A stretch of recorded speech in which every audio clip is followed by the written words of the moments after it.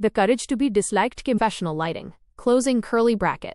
The courage to be disliked. Topic. लोगों को खुश करने की आदत कैसे जिंदगी बर्बाद करती है?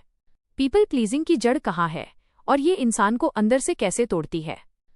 कल्पना कीजिए, एक इंसान है जो सबका ख्याल रखता है, सबकी बात सुनता है, किसी को मना नहीं करता, हर किसी को खुश रखने की कोशिश करता है। लेकिन रात को जब वो अकेला होता है तो उसके मन में एक सवाल गूंजता है, मैं इतना थक क्यों गया हूं जबकि मैंने किसी का बुरा नहीं किया। यही से शुरू होती है the courage to be disliked की असली यात्रा।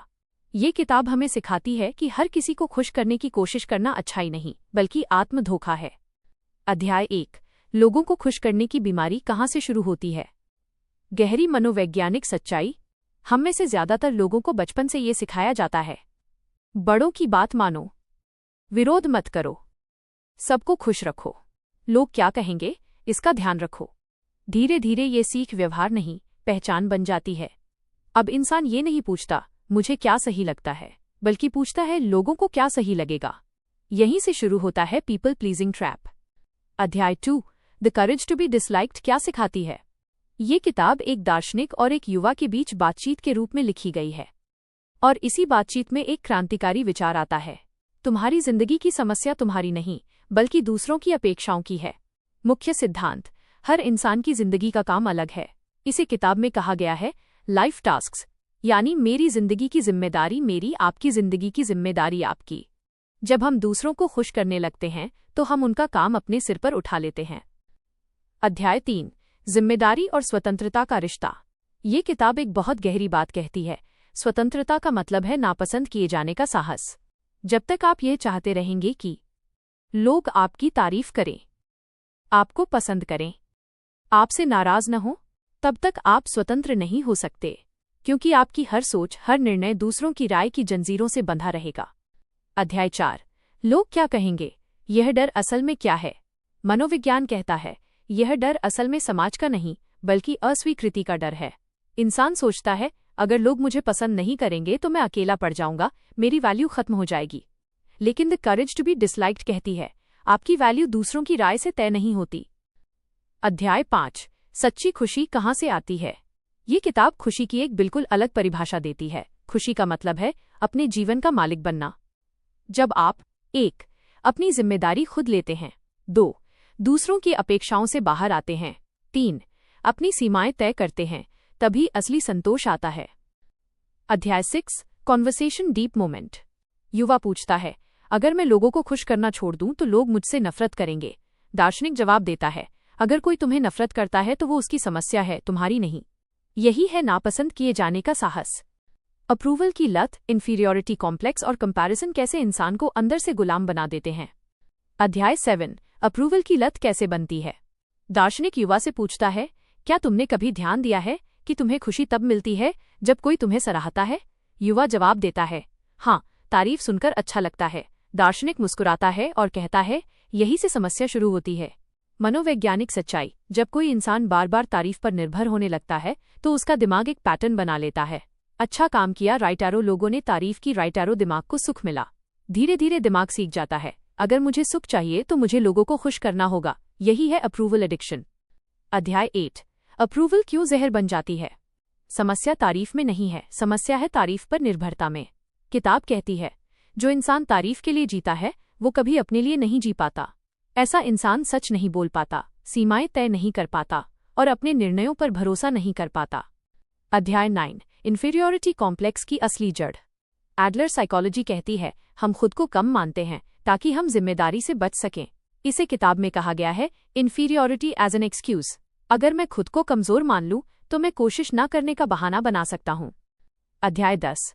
तुलना क्यों आत्मा को मार देती है? दार्शनिक कहता है तुम दूसरों से इसलिए तुलना करते हो क्योंकि तुम प्रतियोगिता में जी रहे हो। जिंदगी कोई प्रतियोगिता नहीं है। तुलना में 2 ही स्थिति होती हैं, जलन या अहंकार। दोनों ही शांति के दुश्मन हैं। अध्याय 11। कम्पेटिटिव लाइफ बनाम कोऑपरेटिव लाइफ। 1. प्रतियोगिता वाली जिंदगी, जहां जीत और दूसरों से बेहतर होना जरूरी है। 2. सहयोग वाली जिंदगी, जहां हर इंसान का रास्ता अलग है और योगदान ही असली मूल्य है। किताब कहती है खुशी प्रतियोगिता से नहीं, योगदान से आती है। अध्याय 12। कंट्रीब्यूशन का असली मतलब। किताब कहती है खुशी का मतलब है किसी के काम आना, लेकिन ध्यान दें, खुश करना मतलब अप्रूवल पाना, योगदान मतलब मूल्य, वैल्यू देना। अध्याय 13 इंडियन कॉन्टेक्स्ट एग्जाम्पल। सोचिए, एक इंसान है जो परिवार में हर किसी की बात मानता है, अपनी नौकरी से खुश नहीं, अपनी जिंदगी से संतुष्ट नहीं, लेकिन कहता है घर वाले खुश हैं, बस वही काफी है। अंदर ही अंदर गुस्सा, थकान, खालीपन, क्योंकि उसने अपनी जिंदगी किसी और की खुशी के बदले दे दी।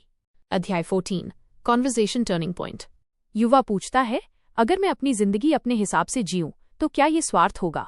दार्शनिक जवाब देता है, नहीं, ये जिम्मेदारी है, क्योंकि अपनी जिंदगी जीना स्वार्थ नहीं, दूसरों की जिंदगी जीना भ्रम है। अध्याय 15 है सच्ची ताकत कहाँ से आती है? ताकत दूसरों को प्रभावित करने से नहीं, खुद को स्वीकार करने से आती है।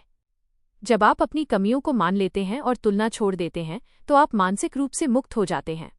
पीपल प्लीजिंग से बाहर निकलने का रोड मैप और सच्ची खुशी की परिभाषा। अध्याय 16 पीपल प्लीजिंग छोड़ना इतना डरावना क्यों लगता है? ये ऐसा लगता है जैसे मैं अपनी सुरक्षा खो दूंगा, क्योंकि बचपन का डर कहता है कि अगर सब खुश नहीं है तो मैं गलत हूं, पर यह वयस्क जिंदगी की सच्चाई नहीं है। अध्याय 17 है नापसंद किए जाने का साहस क्या है? नापसंद किए जाने का साहस आत्मसम्मान की कीमत है। जो इंसान हर किसी को खुश रखना चाहता है वो कभी खुद के साथ ईमानदार नहीं हो सकता। अध्याय 18 बाउंड्रीज क्या होती हैं? बाउंड्रीज का मतलब कठोर होना नहीं है, इसका मतलब है ये मेरी जिंदगी है और ये आपकी, ये खुद को बचाना है। अध्याय 19 जिम्मेदारी अलग करने की कला। Task separation. मेरी जिम्मेदारी क्या है और दूसरे की जिम्मेदारी क्या है? उदाहरण, मैं सच बोल सकता हूं, मेरा टास्क, सामने वाला नाराज हो सकता है, उसका टास्क। अध्याय 20 प्रैक्टिकल स्टेप्स। 1 पहला कदम, खुद से पूछें, क्या मैं ये अप्रूवल के लिए कर रहा हूं? 2 दूसरा कदम, छोटे स्तर पर ना कहना सीखें। 3 तीसरा कदम, अपराध बोध, गिल्ट को स्वीकार करें, ये सामान्य है। 4 चौथा कदम, तुरंत सफाई देना बंद करें। अध्याय 21 सच्ची खुशी का रोड मैप। 1 आत्मस्वीकृति, खुद को वैसा स्वीकार करना जैसे आप हैं। 2 योगदान, खुश करने के लिए नहीं, मूल्य देने के लिए। 3 स्वतंत्रता, दूसरों की राय से मुक्त होना।